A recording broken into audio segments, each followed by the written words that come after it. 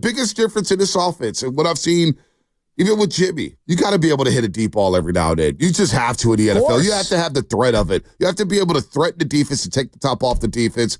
And Brock Purdy right now doesn't pump fear into anybody when it comes to taking the top off the defense. I don't care what your numbers say. Look at all his deep throws. Look at all the deep throws. Put it on the loop. Put it on the loop. They're 1-4 in the division. They've lost all 3 divisional home games this season, the Arizona, Seattle, and the LA Rams. And you heard Al Michaels on the play there with Kirk Herbstreit, Amazon Prime yesterday. They get the punt. Defense is gassed. You knew they were gassed. And Matt Stafford dropped back, and I said, oh, no. And that's the one play Trevor Ward slipped up where he allowed Puka Nacua the inside and showed no resistance. He runs just right by him for a post route. It was too easy. Too easy. Hufanga just kind of came up a little, and it was way too easy. It just feels like, look, whether we're pointing at the quarterback or the defense or a playmaker or a fumble or whatever, too many times this year, there's a singular play or plays, a couple plays, that do change the game. Yeah. And that's what bad teams do. Like, bad teams allow one or two plays to dictate an entire game. Sure. Those are the mediocre to bad teams, and that's what the Niners have been all year. We could point the finger at just the defense, and it's had its moments of being awful. We could point the finger at special teams. It's been pretty much bad all year, last night notwithstanding. It's just offense, never getting timely stops. You can't allow a team to just stay in a game where you should have taken advantage of your opportunities early. Punt, punt, punt, punt. At one point, I think it was 6 straight punts for the Rams. It was and awful. the Niners had nothing to show for it. Yeah.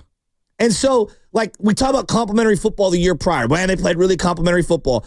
They couldn't move the ball. They were getting stops. They couldn't make the most of the field position. Plays were there to be made. It's tough for me to criticize Hufanga with a club on his hand to intercept that ball that Stafford threw between the 2 and the 9. It's tough for me to rip Diamond Lenoir, who's playing his heart out, when he jumps in front of a sweet play on Cooper Kupp, and it feels like he should have picked that ball. It's just, there's so many little plays that if one thing goes their way, and none of them went their way. Rams just scored 44 points last week. You hold them to 12. That was a nasty game, old school candlestick type of game with the rain and everything and hard hitting, but it was a nasty game. And you hold them to 12 points. This is, again, on the offense, once again, not executing at a high level. Let's go to Richie Rich in Livermore. Richie Rich, what's happening, man? What's up, my fellas, man? Happy Friday, man. I got a few things I got to say. So, man, this is our season in a nutshell. So I picked my daughter up from school early yesterday, right? Oh, Dad, what are you doing? We're going on a daughter date, baby. We're going to go to the Niner game. By halftime, she looks over at me and goes, Dad, how do we go from being in the Super Bowl to the top team to this in just a short amount of time? And I said, baby girl, that's a good question. So I sat about it. I thought back. I said, you know what? Let me think about this, right? So I came home, and hear me out, fellas, right? I said, man, it's Kyle Shanahan, right? And this is why. And I'm not saying fire him, but Kyle Shanahan's so arrogant. He can make a mediocre, average quarterback look great for a time period, right? And this is the pattern I noticed, and tell me what you guys think, man. Like, he took RG3 and had him on top of the world for a year, and then good, and then boom, they catch on to him, and nothing. He got Jimmy G. Well, he got hurt. All fooled. But real quick, Rich RG3 tore his knee up. How was that? Yeah, I will say that, but you're right. And you got Jimmy G, who we think, man, Jimmy G's it. We get to the Super Bowl, and then we lose, and then we fall off with Jimmy G. And then Brock Purdy, here we go, year 3, right? I know he was hurt, but had him looking great. The league catches on, and then it's nothing. And this is why I say this. Don't fire Shanny, no, but he needs help. He needs to be a head coach. He needs an offensive coordinator. He needs a good defensive coordinator, and he could tinker with his little plays here or there, but sit back. And this is why I say this, fellas. I'm going to end on this note, right? Because we're in damn year 7 of Kyle Shanahan, and we still are looking for a quarterback, fellas. We still have no quarterback, man. I can't wait to see you guys next week, man. Hey, Richie Rich, I can't wait to see you, man. I bring your family, bring your kids. Let's go to Trey Vallejo real quick. He's a really good ball player. Yeah, I want to meet him before you go out to that. You hired Kyle Shanahan to call plays. That's what he does. Yeah. And I get everyone wants to bring in an offensive coordinator. Look, you can bring someone in to collaborate with him, part of what makes Kyle great. Mike McDaniel. Like you had with Mike McDaniel in Miami. And Bobby Slowick. And you have various guys who were part of the offense. Kubiak. All that. The part of why you pay Kyle Shanahan is because he's brilliant on game day for play calling. I don't believe that all of this falls on the feet of play calling. I think there actually are a lot of plays out there. How can you be a team that accumulates the yardage that they accumulate and be a terrible, predictable offense? Now, at times, is it predictable? Yes, absolutely. And I would say that for all play callers.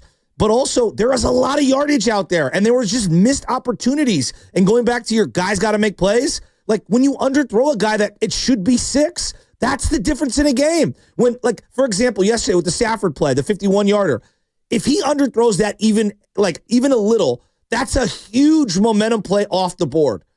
But because he connects on that play, it swings all the momentum. And you take a 9-6 lead. Ball game. And you look on the flip side, George Kittle runs a deep route, gets some separation. He gets separation, and next thing you know, he's got to wait on the football down the left sideline. Because Brock Purdy's deep ball accuracy. There's certain beat writers out there that'll lie to you and tell you that Brock Purdy's great, this QBR is awesome, this and that. Just watch the game. Watch the game here. The deep ball accuracy, I think Brock Purdy's a fine quarterback, but I've been unimpressed with his deep ball this season. Very unimpressed with it. And that deep ball to George Kittle there in the first half, Cam Curl is beat on the play. Cam Curl's beat on the play. Brock Purdy, George Kittle has to slow up for it and wait on it, and Cam Curl ends up making a play. Some people thought it was pass interference. I just thought it was bang, bang. Brock Purdy's got to make a better throw. It's simple. He's got to make a better throw. Real quick, let's go to Travis in Oakland. Travis, what's happening? What's up, boys? How you doing this morning? What up, Travis? Right on. Two quick things just on a more positive note. Shout out Jake Moody, man. 2 for 2 in Moraine. Hey, he locked in, right? I'm not mad at that. He made that 53-yarder. He banged it. He did. Jokes aside, but one real positive. Seeing Drake Greenlaw out there. I was at the game yesterday, running around. Man, it looked like he didn't miss a beat. It looked like he was in camp all summer. That was really awesome. I love Drake. And I will say this: Fred, at one point in between like a TV timeout, I've never seen. I feel like this year have not seen him that hyped up. The way he was just juiced to be out there with his boy, that was really cool. Stadium atmosphere. I know you, Bonte, I saw your video on X or Twitter. You were at the game. Willard and Dibbs were talking before the pregame saying that was supposed to be a playoff atmosphere. I think that was one of the worst games I've ever been to at Levi. I know the rain played a part of it, but man, there were empty seats. It was quiet. It felt like we lost. Like with that Jake Moody first field goal, nothing against him. But I'm like, we're losing this game, dude. Something just feels. That's what everyone felt. Travis, stay on the line. I want to reply to you real quick, and I want you to respond. But you're right. All the punts. There was at one point I was like, damn, it's quiet in here. It feels like I'm just in my living room chilling. Like it did, and the empty seats because people can't handle a little rain now. I'm not going to lie. We have the overhang over my seats because I'm not going to say I can't handle the rain, but, we made a business decision. But you're right. It was not a playoff atmosphere whatsoever yesterday, Travis. No, and I've been to the playoff games at Levi's, and there was some light there for us, but it's just I guess it's kind of how the season's gone, right? Yes. It's so in line with everything we've experienced. The last thing I'll say too, because I actually want to hear your guys' response to this. I'm not so quick to throw the baby out of the bathwater with Purdy, right? It's his 2.5 year. Do we think that the skittishness, the jittery, like how he's looked this year, is any reflection of the team philosophy of we don't want to staff an offensive line, like we don't need that, we need playmakers?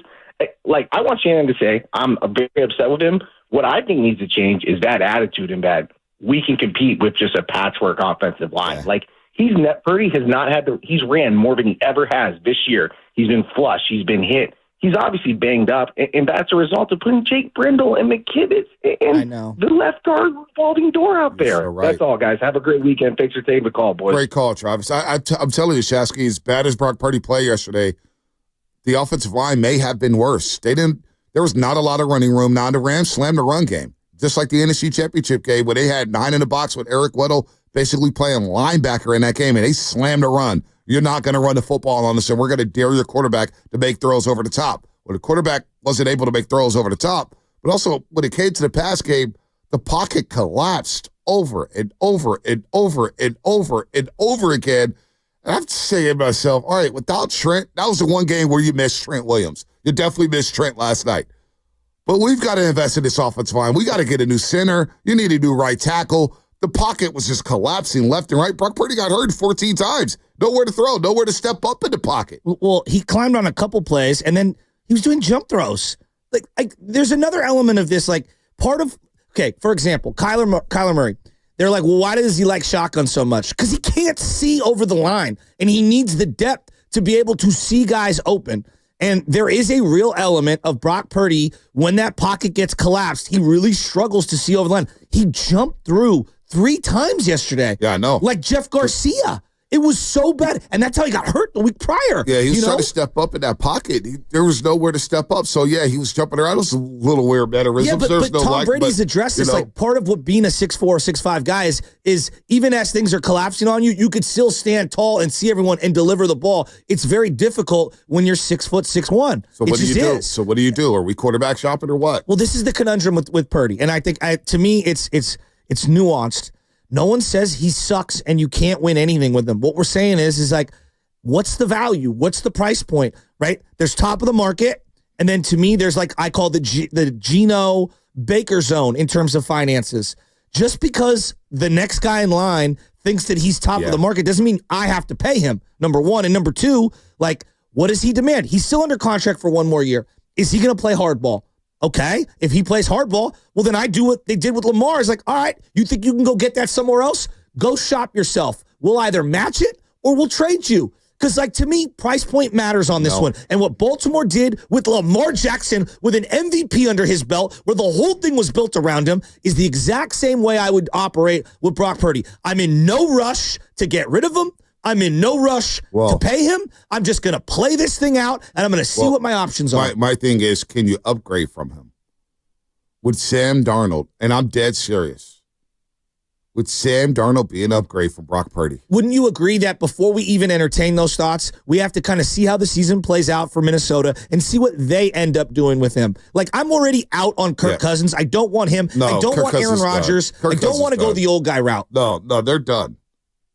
But Darnold is only 27 years old. He'll be 28 next June. He throws a hell of a deep ball. He credits the Niners with a lot of his improvements this season. He's playing very well for Kevin O'Connell, excuse me. But they do have J.J. McCarthy coming back. That's their franchise quarterback, and all indications point to J.J. McCarthy getting that job again next season. So we'll see. I mean, I'm just saying, if there's an upgrade there, I'm upgrading. So all I'm saying that's is a great example. The biggest difference in this offense, and what I've seen, even with Jimmy, you got to be able to hit a deep ball every now and then. You just have to in the NFL. You have to have the threat of it. You have to be able to threaten the defense and take the top off the defense. And Brock Purdy right now doesn't pump fear into anybody when it comes to taking the top off the defense. I don't care what your numbers say. Look at all his deep throws. Look at all the deep throws. Put it on the loop. Put it on the loop. It's not there. I would say, like, the Sam Darnold thing, if they ended up franchise tagging him, Minnesota, which might be the prudent thing to do, I'm not trading assets and paying top of the market for Sam Darnold like that. So I want to know where he's at. Like, if he just walks as a free agent, which I find hard to believe, then that's a different conversation. And then we start having the conversation. All right, well, how many years of guaranteed money? What's he worth? What are your suitors? How many people are bidding for him? The Brock thing to me is simple. It's like, hey, we are in no rush to pay him. I am in no rush to get rid of him. That's from the franchise, right? If you're Purdy, Brock, you got to go get your money. Okay, so here's what I say to you. You have to. You can't come back here and play on $1 million with the production you produced. Okay, you can't but how many teams? Let's do the exercise. I don't know how many teams. I don't know. I don't know the answer to that. Just asking for you to answer. But don't because negotiate. I'm not that war room. So, but this is where Tua. This is where I looked at Miami side-eyed. Don't negotiate against yourself. Like, allow the guy to set the market for himself. Like, allow other teams to get in before you outbid yourself. There's no rush. The Niners hold all the cards. They do, but Brock Purdy could, if he could force their hand next year, force their head and says, I'm not playing on $1 million. Then what are you going to do? Then you say, find me the $150 million guaranteed contract you're getting, and you tell me what the draft capital is we're getting in return. All right. Like, to me, the Niners, they have the franchise tag in their back pocket. He can hold out if he wants. That's fine. That's fine. I just find it hard. Find a suitor. I just find it hard to believe that Brock Purdy's going to come back here and play for $1 million. But today, with Campbell quitting, and with the season being over, okay, it's not coming back. And now it's sad. It's sad that it's not coming back. Like Jimmy G, he's never coming back. I feel like a little kid. You're not getting your iPad today. You're on timeout. Go to the corner. That's how I feel right now. I'm sorry. The amount of issues that the 49ers have currently, You have no idea if their highest paid wide receiver is going to be ready to go at what point in the season next year. You have no clue if your star running back who you gave an extension to, who's the highest paid player by annual value, is going to be the vintage player from a couple years ago. You have no idea what to do with Deebo. All right, George Kittle's going to have to get extended. You're probably cutting the fullback. I don't want to even talk about him today. He's got a lot to say about everyone, and he's really played terrible. He's been all right. No, he's not good. I like Isaac Guerrero a lot. I don't know what you do with Jordan Mason. He's a restricted free agent. You need offensive line play. What do you do with Trent Williams? I'd probably just trade him in the offseason. Then I look at the defense. Nick Bosa played yesterday. He's trying his hardest, but he's clearly injured. And he says he's going to try to play out the rest of the year. Saw very little impact from him. Fred Warner clearly has an ankle issue. Dre Greenlaw's going to be a free agent.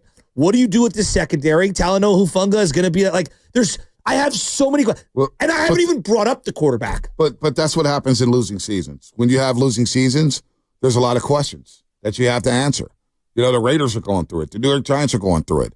Whenever you lose and you have high expectations and things don't go your way, there's going to be a lot of questions and a lot of decision-making, and it's going to look very bleak. The odds of going to do something special next season, it looks very bleak. However, it's not. You got some really good players on this football team.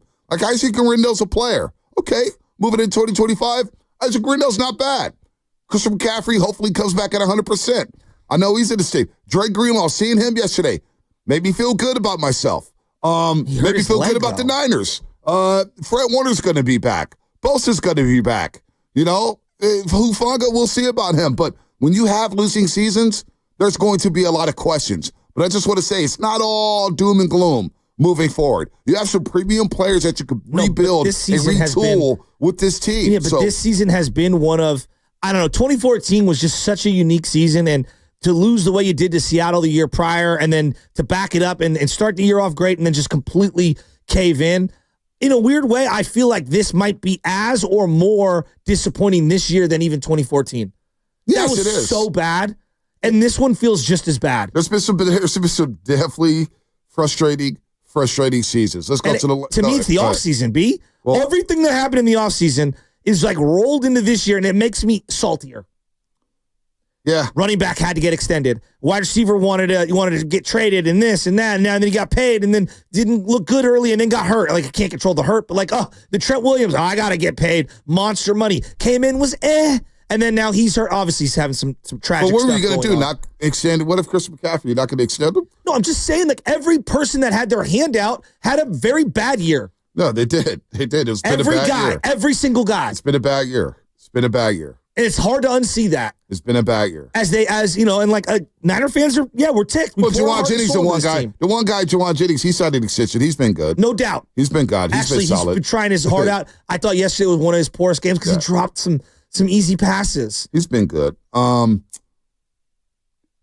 a suggestion. Duke from the city, 510 Comcast Business Text Line. Is Duke from the city going to be at the Doobie Awards? I need that. Oh. It's from the 510. I hope he is. Hey, Duke, bad signal out there for you. The streets want you at the Doobies in Sunnyvale.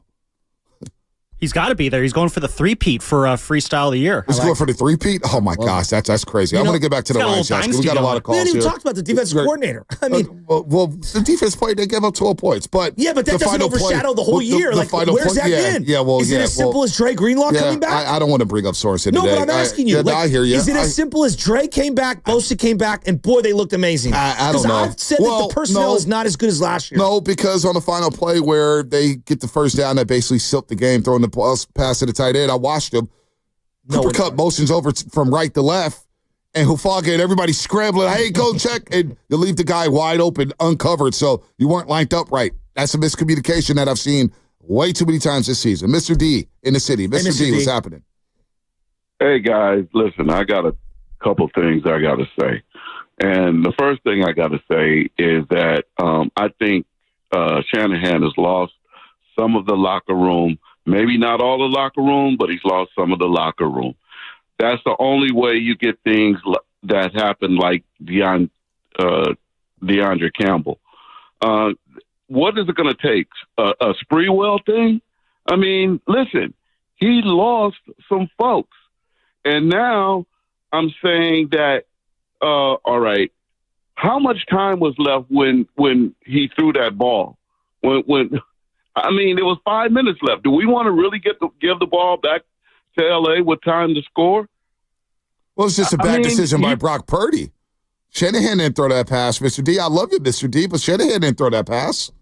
No, he didn't throw the pass, but obviously the call was there.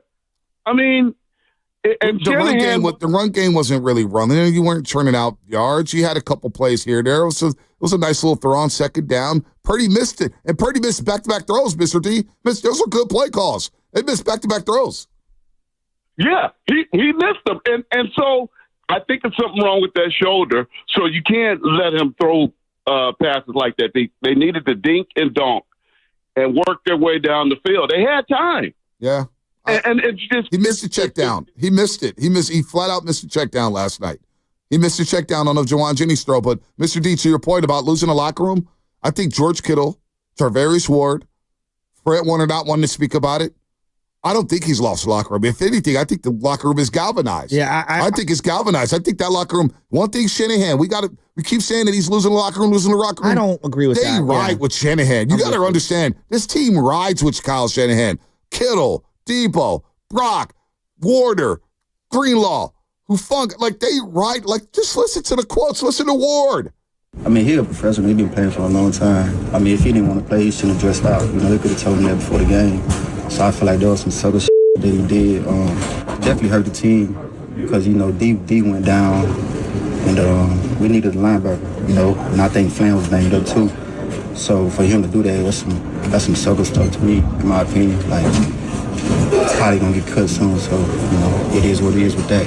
Tarvarius Ward, who lost his daughter, it's just horrific, and is also, from a professional level, is also playing basically with no money next year. Yep. He's playing for his NFL career and his 49er tenure. I can't believe the Devondre Campbell. I think it's a Devondre Campbell problem, not a locker room problem. Yeah, no. To me, he's an isolated, incident amongst a bunch of stand-up dudes. What a bum he When is. I see Brock Purdy step to the podium and say it's on me and wear it completely and not point any fingers, how can I say that this locker room is fractured? Yeah, no, it's not. This locker room is galvanized. It's galvanized. Did they play poorly? Yes. Let's go to Anthony in Benicia. Anthony, what's happening? What's up, man? Good morning. Long time no talk. Long time no talk. I want to get straight. I want to get straight to it. I've been saying it all season, and we got a Kyle Shanahan problem. And I know people are not going to want to hear that, but it's true. His quarterback philosophy is the problem. He believes that he can take a lesser than QB and make him great as long as everything is correct and everything goes well. You've seen it with Jimmy G at his high points. Everything looked pretty good. And then we noticed that Jimmy G had limitations when defenses started to stack the box and dare him to throw. You've seen it, and then you've seen improvements with Jimmy G when we got CMC. He got his leg broken or his foot broken, and then Brock Purdy came in. We cannot forget that Kyle Shanahan drafted Trey Lance, and he gave up a lot of draft capital to get him in the belief that he can make him into what we see Brock Purdy can be when Brock Purdy is at his best. And then we find out he didn't even know that he didn't run the 40. He didn't know that he wasn't that fast and elusive and that he's more of a pocket quarterback. But nevertheless, he wasn't ready for the NFL. And now we have Brock Purdy.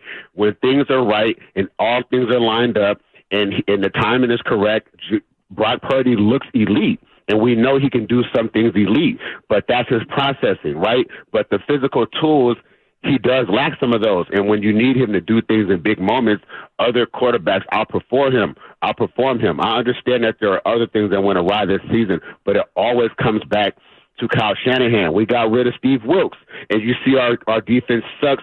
Monkey, you know what? That's a Kyle Shanahan issue, and now we have another question on our QB, and then Sam Darnold goes to Minnesota and he's playing lights out. Everything falls on Kyle. I don't care what anybody has to say. Devondre Campbell was a sucker. Deebo is actually a sucker too, because if you think about it, Kittle should not have told him that he needed to face the music. He wasn't going to face the music. So Deebo's not a leader as well. I don't believe that he's lost the locker room, but I do believe that there are people in that locker room that are tired of the same old thing. And they want to ride with Kyle Shanahan because he's their leader, and when everything is going right, they look fantastic. But let's be real. We are in this position for a lot of different reasons, but the question with the quarterback still exists, and that's not okay. So I believe it's all on Kyle Shanahan. Like I said, Steve Wilks is gone. They blamed him for the defense last season. That really wasn't the problem. Clearly, we got this other guy, and he's even worse than Steve Wilks, and Steve Wilks wasn't that bad. The guys just didn't want to adjust to blitzing. But all I'm saying is you need a QB to get the job done, and when you're missing a player or two, you still need the QB to elevate the team, and that's not what we have. And so that's why I believe that Kyle Shanahan should honestly be looked at a little closer because his QB philosophy is wrong. You know, it's a new point. It is. We are in year 8, and we have question marks about the quarterback once again. Again, you know, and we don't need to go through the history of it. As you know, it's ironic. I saw Jimmy Garoppolo wears 13 for the Rebs, right? He looks so weak in that uniform. I was watching him on the sidelines. He looks so frail, skinny, like he lost a lot of weight. But see how happy his teammates were that said hi to him after the game? Oh, my God. Nick Bosa, biggest smile I've seen on his face in quite some time. Did he say hi to Jimmy? Oh, yeah. Matt Lively, I think, posted it. Yeah. Our guy, Matt Lively. Matt Lively with the great locker room quote with Travis Ward. He's going viral. He went viral. Let's go to you know, go ahead, you made a point ahead. about the quarterback and like Kyle's philosophy. I want to examine that not today, but down the line. What he's getting at makes a lot of sense, right? Regarding, you know, the quarterback. But I go back, I think the quarterback is good. I do. I think he's good. Is he great? No. Like, there's a difference for me. And I know that people, like, we throw these words around flippantly, and you might not get this reference, but, like, the Monkees were a really good band. They had a lot of hits. Like, the Monkees had a lot of hits. But compared to the Beatles, no. The Beatles are all time. Like, literally their entire catalog is just banger after banger after banger, and there's a reason why they stood the test of time. And I feel like the difference between the good and the great quarterbacks in this league, it's not just a throw here and there. It's also the can you get on my back late in games. And I think Brock is good, right? But when you pay great money, you do cripple your franchise and you make it very, very difficult to field the team around him. And this is a classic conversation of good to great. And it's nuanced, and that's why I think it brings out a lot of silly takes and a lot of like crazy rhetoric, because it's like, no, you can win a lot of games with Brock when things are going well and things are humming or whatever.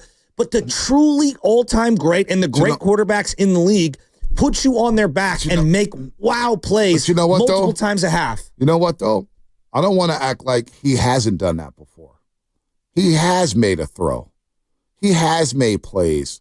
You know, I look at the Dallas Cowboys playoff game. Plays, yes, but I look at the Dallas Cowboys. Garbage. But the Dallas Cowboys. But it makes it sound like he's never done it before in the fourth quarter. Said that. No, but it sounds like I'm just saying it sounds like that. I didn't say you said that. The Monkees had a ton of number one hits. Yeah, but you know what though? He's made plays. So does Dak Prescott. Dak Prescott has lots of games. Dak Prescott has not made no plays in the playoffs. No, I'm just saying. He's not made plays in the playoffs. We see Jimmy Garoppolo in playoff games make the highest level throws. Against Detroit, you came back from 24-7. That just doesn't happen on pure luck. You got to make plays. No, Brock Purdy balled out. So I don't think that I ever said that.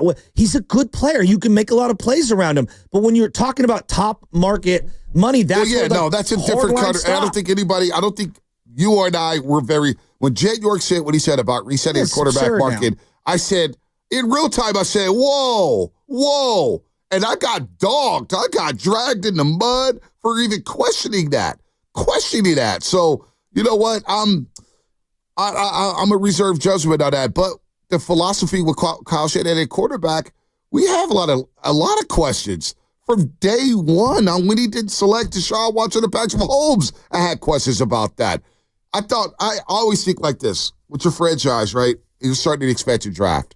Me personally, I want to get the quarterback out of the way. I want to invest in my quarterback. And a lot of people push back on that, say, well, if you draft a quarterback, it may start as clock, all this stuff, right? And I'm just thinking to myself, if you got two studs out there at the quarterback spot out, I already understand.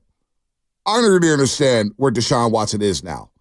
But the fact that Mahomes wasn't even scouted. So I had questions from day one about Shanahan and the quarterback philosophy, even dating back to RG3 and Kirk Cousins. there is a conversation there about his philosophy when it comes to quarterbacks. Not allowing them to audible at the line of scrimmage, wanting things done his way, not the quarterback's way, wanting full control of everything. There is a conversation to be had. But when it comes to Brock Purdy, and people have been afraid to say this, and it started not in the Super Bowl.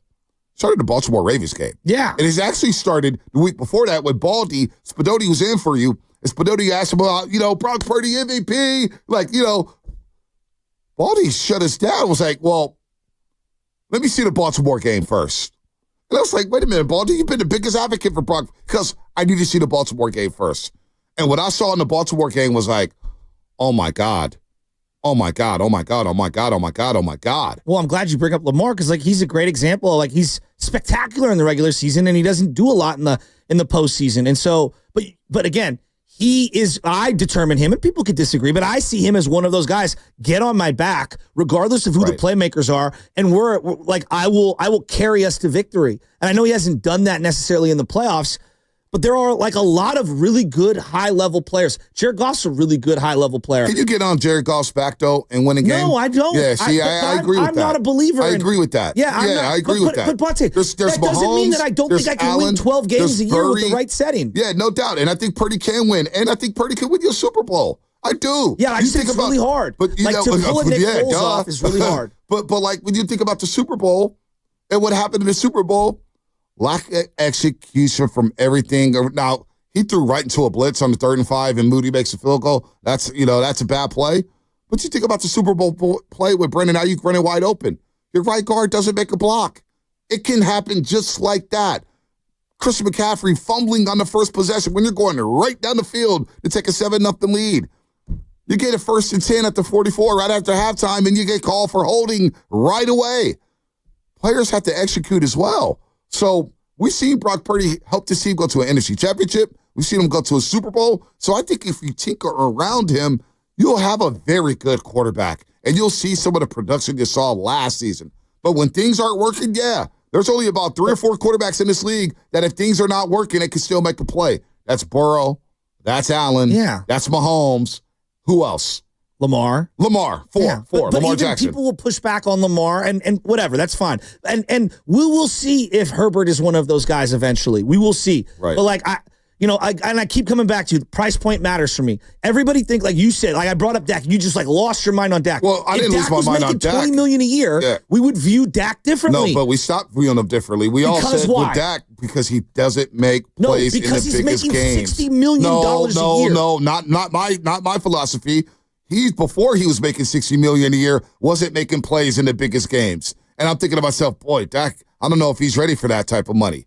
And then when they finally paid him that money, I said, yeah, that's a big-time mistake. Exactly. So that's the mistake you can ill afford to make as an organization. It does matter how much you pay someone. Brock Purdy's highs has been bigger than Dak Prescott highs, in my opinion. I would agree with that. Yeah, so for me, baked into how I evaluate Dak is I hate him at $60 million. I hate that money at $6 million. I hate paying Tua $55 million. That's how I view it when I'm building a team.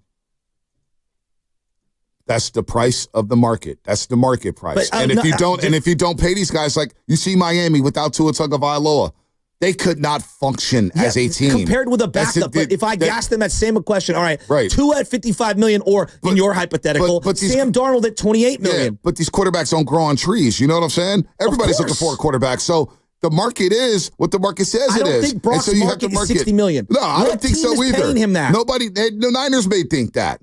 They may think that too. The owner said something that got us all gassed up about $60 million. Say, whoa, wait a minute. But I don't think any of us believe that he was that's why we say $60 million quarterback, that's Josh Allen. Exactly. That's Lamar. That's Burrow. Exactly. And that's okay. But if you're in that second tier, it's okay. You could win a lot of games with him. So I don't I'm not going to be down and out on Purdy, but let's keep it real. He was very mediocre last night. Very mediocre. Let's get this call out the way. He's been up and down all year. Let's get this call out the way. Ken in Philadelphia. Kid, what's up? Ken. What's going on, guys? What do you got? So you guys really think Brock Purdy is an NFL quarterback? Yeah, he's an NFL quarterback. I don't know where I would slot him in the pecking order of NFL quarterbacks, but he's certainly an NFL quarterback, yeah. that could win a Super Bowl? I did. I have my doubts now. I've been having doubts since last year. Okay. Well, spit it out, man. Come on. Spit it out. Get it done. Spit it out. Go Birds. Your team is That was so soft. I swear to God, Philadelphia Eagle fans are so soft. They're the most sensitive, Go lamest Birds, your team is fans My guy got in the stage world. fright, huh? I mean, what a softie. Hey, but hey. Could you hey, I know it's raining here in the Bay Area, but you could see him peeing down his leg as he was calling, correct? Look, I don't know what other teams will want Brock Purdy. I just don't know. I don't know what's going on in their war rooms. I don't know how their personnel think, how their GMs are thinking, or the coaches are thinking, or whatnot. But I know Brock Purdy, for the most part, fits what Kyle Shanahan wants to do. And watching that game yesterday, up close and personal, yes, Brock Purdy was very average. Not even average yesterday. He was awful yesterday. I'll just admit it. He was awful. I was like, wow, 14-31. It's the worst game I've ever seen him play. I'm going to say that. It's the worst game I've ever seen him play. I thought that Baltimore game, but nonetheless. Baltimore was bad. Okay. That's number one. But yesterday, for this season, I thought it was his worst game of the season by far. I don't think it was Buffalo close. was horrible. I'll give him a pass for the snow. First game back, coming from shoulder, elbow, I don't know. I mean, it was rough. But point still stands. It was a horrible game. Offensive line. But I guess here's my question. The offensive line was awful. So if he's making $1 million and you're able to spread out all this money and overspend in certain areas because the quarterback is making a very, very small amount. I mean, a fraction of what even rookie quarterbacks make on their contract, the first round picks on their first deal, first year in the league. How is the offensive line going to get infinitely better when the quarterback is making a huge chunk more? I don't think we got to start. We don't know what the quarterback's going to make, number one. The owner said something that he probably shouldn't have said. And he put John Lynch and Kyle Shanahan in a bad spot, which Kyle Shanahan basically walked back with the Tim Kawakami podcast, or with Tim Kawakami before the season. When he said, well, what does it look like when you pay a quarterback $40 million? What does it look like when you pay him $2 million? So he kind of say, yo, wait a minute here. We're not there yet. Brock Purdy's a very good quarterback. But let's wait a minute here, because it is different when you pay him $40 million a year as opposed to 60 to 30 to 20 to 10. So we're not there yet. But you do have to upgrade the offensive line. And you look at a guy like Deebo. Maybe there's some money released there. Charvarius Ward's going to be a free agent. He's going to probably walk. They're probably not bringing him back after paying Deommodore Lenoir 5 years, $92 million. I don't know what it looked like for Brock, but they have, on my list of issues for this football team, to me, quarterback doesn't come in the top 10. It's a quarterback league. What? He's a top 10 quarterback. But I'm not, on this football team, when I look at the 49ers, defensive line, D-tackle, edge rusher, opposite linebacker of Drake Greenlaw, Fred Warner, because you need assurance there if they get hurt. You need a free safety. You need some explosiveness outside at the wide receiver position. You got to have a running back who's healthy. You're probably going to need a new fullback. You need a right tackle. You need a center. You may need a left guard, for crying out loud.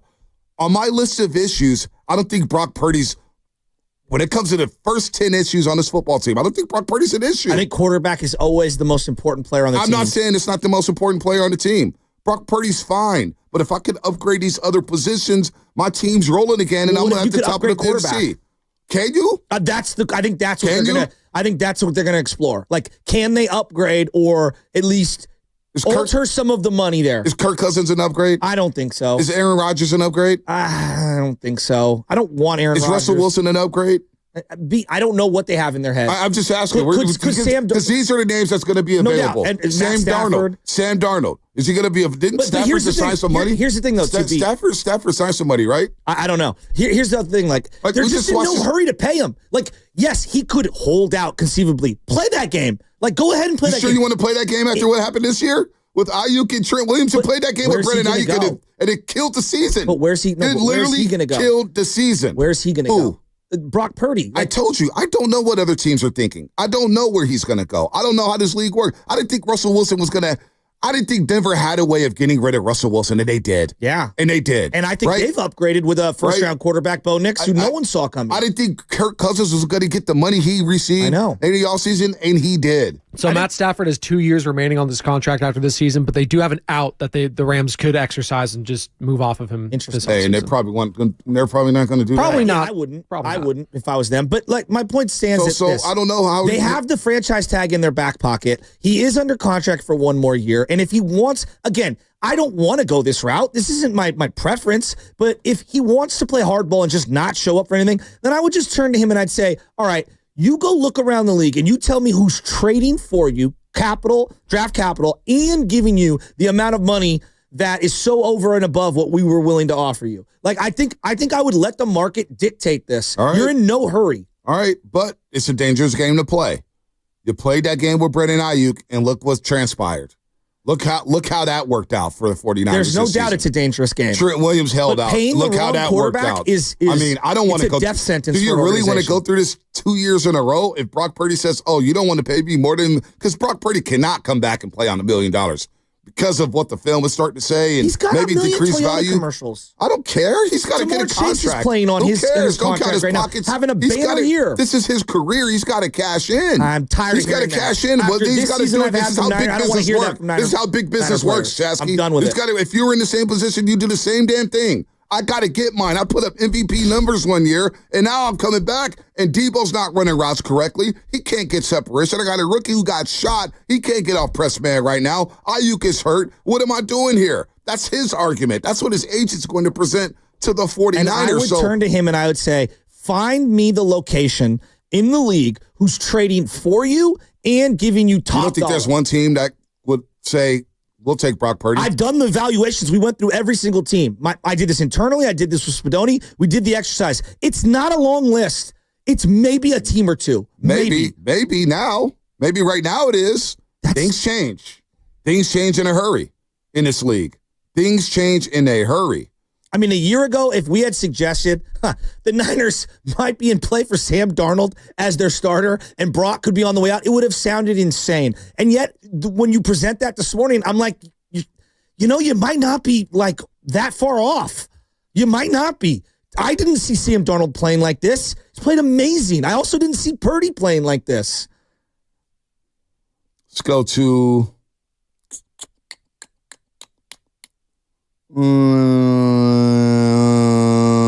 Nito and Bill Bray. Nito, what's happening? What's up, y'all? Good morning. Good morning. I just want to share some positivity with Niner Nation. I know we're talking about stinkers and some crapshoots and a lot of stuff, but in reality, folks, this season was over maybe week 5. It's been a race from specifically the Philadelphia Eagles and the Lions and Green Bay as a wild card. And, folks, we're waking up today, and the fact is that Niners have the same record as the Dallas Cowboys. So talk about an implosion all around. Great things will come soon, but we just got to let go of this season. And for many of us, we could have let go of the season a long time ago, but the NFC West kept us all hopeful.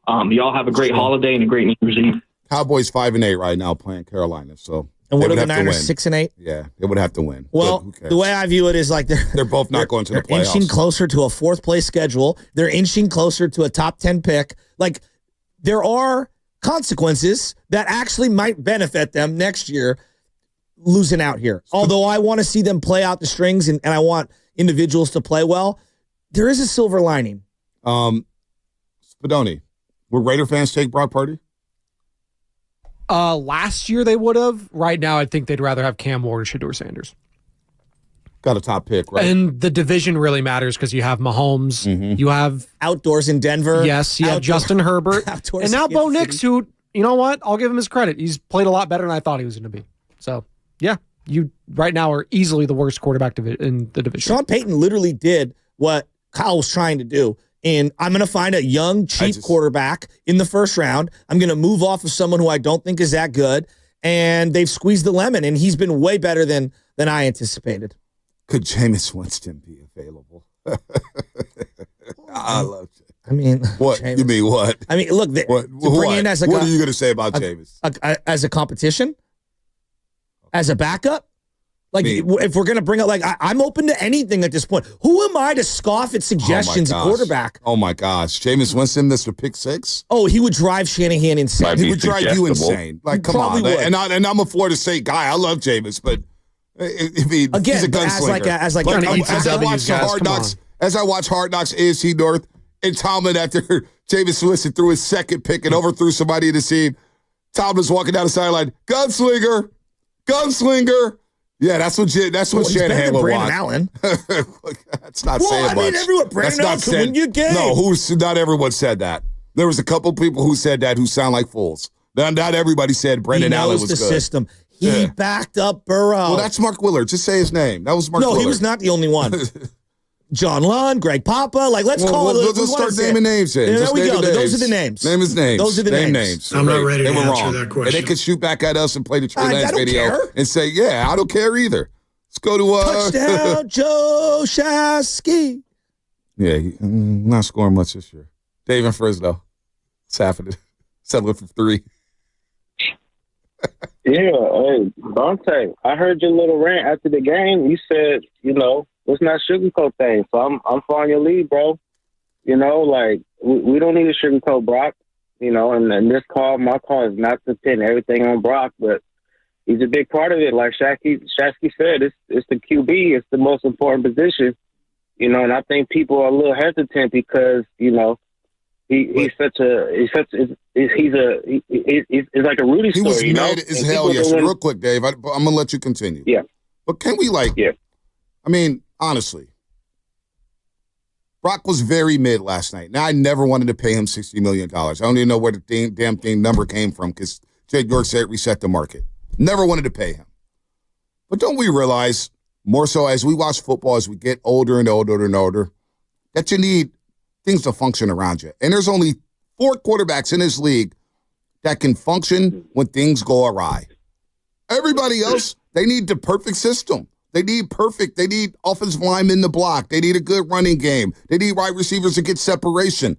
It's hard for me to say, oh, man, we just need to move off the quarterback, and that's going to solve all our problems. That's going to solve our separation problems. That's going to solve our pass blocking problems. That's going to solve our run blocking issues. That's going to solve our lack of pass rush. That's going to solve our red zone inefficiency. Like, that's what I'm subscribing to, Dave. I don't think Purdy's the biggest issue we have. I agree, Martin, and that's what I said. I said that I'm not trying to blame it all on Brock. I'm just saying he plays the most important position, so he's going to take a lot of the attention. But what I'm saying is, I think people are hesitant because of like his story. He's such a nice guy, and it's hard to be critical of somebody like that. Like I like him as a person, but it's like. It's very demoralizing when you got to look every Sunday, Thursday, Monday, and you got to go on your phone and check the weather app and be like, damn, do we have a shot today? Like, that is a real thing. That's a real thing now. No, it barely, like, when they were on offense, it rained a couple times. But then why was he so inaccurate? Because he stunk yesterday. He stunk. He absolutely stunk yesterday. Going. He's gone. Look. The reason everybody is so up in arms on the Brock Purdy thing is because he was playing like an elite player. And they did have all the Avengers out there. And a lot of people, the naysayers, were out, we'll see what he looks like when you're out a couple of pieces. And the normal NFL is you're not going to have 3 sick receivers and a great offensive line and the best running back in the game and a Hall of Fame tight end, right? The normal NFL is like, hey, if the quarterback's making a good amount of money, we've got to spread some of this capital around. And you might be without your right tackle for a couple of weeks in Tristan's worst, for example, or you might not have a wide receiver and you have to trade him away to another team because the guy's disgruntled, right? And so I thought we had one of those guys who was a difference maker. Now it feels like we don't. And I don't know what they're going to pay him.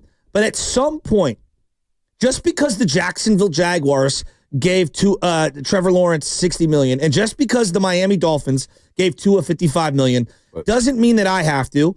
And at some point, some team in the league is going to say, yeah, we're not doing that. Yeah. And I don't know when that's going to be. It might not be the Niners. It might be the Niners. Someone's going to do it eventually, and I'm fascinated to see how it plays out. But don't you understand why those teams would bite that bullet?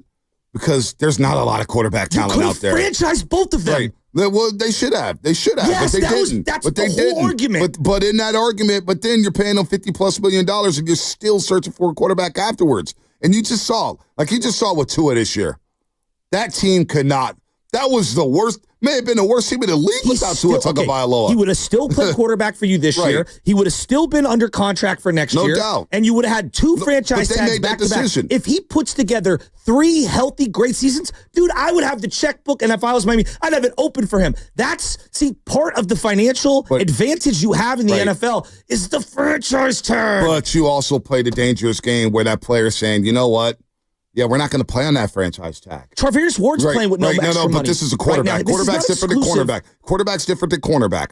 Cornerback's different than quarterback. Quarterback is the most important position in all of sports. But if he holds out, that screws Miami. If he holds out on Miami's saying, we can't function without Tua. We got to do something here. So that's where the player all of a sudden gets the leverage where he says, you know what? I'm not playing on the franchise tag. Now what?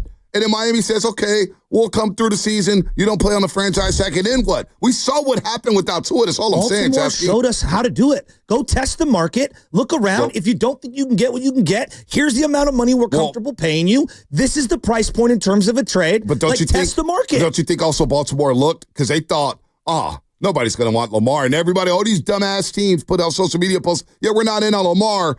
And then Baltimore probably looked at their roster saying, you know what?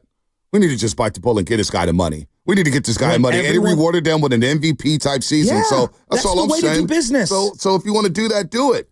Do it. But you could also screw yourself. It could backfire. So it's a sticky situation. But you could also pay a guy like Brandon Ayuk, and he could get hurt, and then it's backfiring. But you know what, though? Good for the player, because if he would have got hurt playing on the 14, then he's not getting no money. Yeah, what about Niner fans? What about Niner fans? When Ayuk comes back, he's been underperforming this year. But you know what? I'm a Niner fan. You missed Trent Williams last night. That's for sure. And your team is a lot worse without Trent Williams. They're a lot worse without Trent Williams. Well, that's most people because they're casuals. They're casuals. You know, that's all it is. Has it been $30 million well spent this year? So if we say this, if you want to play this game about value, right? You want to play this game about value.